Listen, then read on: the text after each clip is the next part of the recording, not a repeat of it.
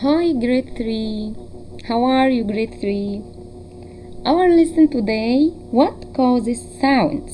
Open your science book, page 391. What causes sounds? Sounds are all around you. Yes, all sounds are made when matter moves. Sounds are all around you. All sounds are made when matter moves. Yes, this sound, grade 3, may be loud, like the sounds of car horns. This sound can be soft, like the voice of your friends. Yes, this sound also might be pleasant to you. Others might bother you. Yes, so the sounds can be loud, can be soft. This sound might be pleasant to you. Others might bother you. Yes, listen. Shh. Cover your eyes for a moment and just listen. What do you hear? I hear my chemistry set bubbling and squeaks. Is that you? Sounds are all around us all the time. There are so many of them, and we call sounds by a lot of different names. Like if a sound is really loud and kind of unpleasant, like when there's a lot of traffic going by, we sometimes call it noise. And if a sound is made by an instrument like a piano or a ukulele, we call it a note. And we call lots of notes together music. And some words are kind of like the sounds themselves. Like when fireworks go boom, popcorn pops, and bells go ding-a-ling. It doesn't matter what makes a sound though. Yes, the causes of sound. The causes of sound. How is sound made? How? Sounds happen when matter moves back and forth very quickly. Again, sounds happen when matter moves back and forth very quickly. You know this back and forth movement called what? Yes, called vibration. So what is the meaning of vibration? Vibration means back and forth movement. Back and forth movement. Sounds happen only when something vibrates. Again, sounds happen only when something vibrates. Yes, you can, if you are listening to these instruments in your science book. Do you see these instruments? If you are listening to these instruments, grade 3, you won't hear sounds, loud sounds and low sounds. Yes, you can hear some loud sounds and low sounds. Yes, how? This is called pitch. Pitch describes how high or low a sound is. Again, pitch describes how high or low a sound is.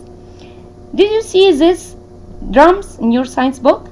Different sizes and shapes of drums produce sounds with different pitches. Yes, again, different sizes and shapes of these drums produce sounds with different pitches. Do you see this tambourine? Do you see it?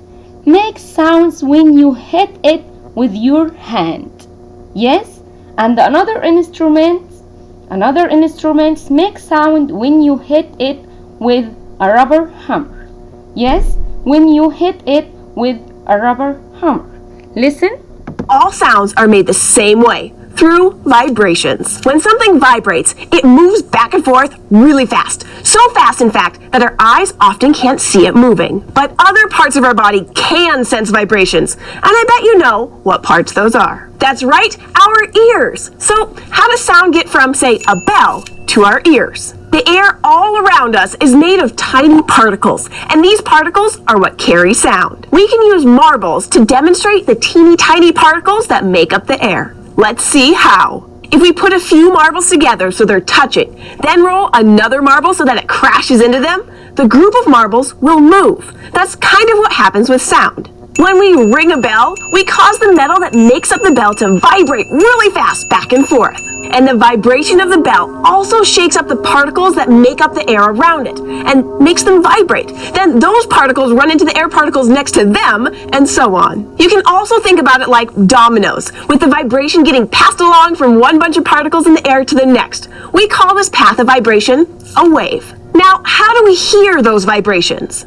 If we could look deep inside our ears, we'd see a special little part that kind of looks like the top of a drum. When sound waves make it all the way to and into our ears, they make this part of our ear vibrate. The vibrations keep going, moving even deeper into our ear until they finally get to the spot that sends a message to our brain. And that message says, "Hey, we're hearing something!" Now, who's ready to make some vibrations? We can make a kind of musical instrument that will help us to see the vibrations that we make. All we need is an empty can, like a coffee can, and a rubber band that's just big enough to stretch around the can from its top to its bottom. Stretch the rubber band over the top of the coffee can, and ta-da! We have an instrument, one that's kind of like a guitar. Let's pluck the rubber band gently. Does it make a sound? It sure does. And if we look very, very closely, we can see that the rubber band is moving back and forth. When we pull on the rubber band and let it go, we're causing it to vibrate. These vibrations travel into the air,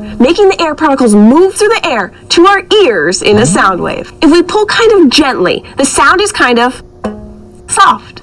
But if we pull a little harder, the sound gets louder. And if we grab the rubber band while it's moving and stop it from vibrating, we also stop the sound. Yes. Okay, grade 3. How is sound made? Checkpoint. How is sound made? Sound is made when matter vibrates or moves back and forth quickly. Again, how is sound made? Sound is made when matter vibrates or moves back and forth quickly. Okay, grade 3. Goodbye.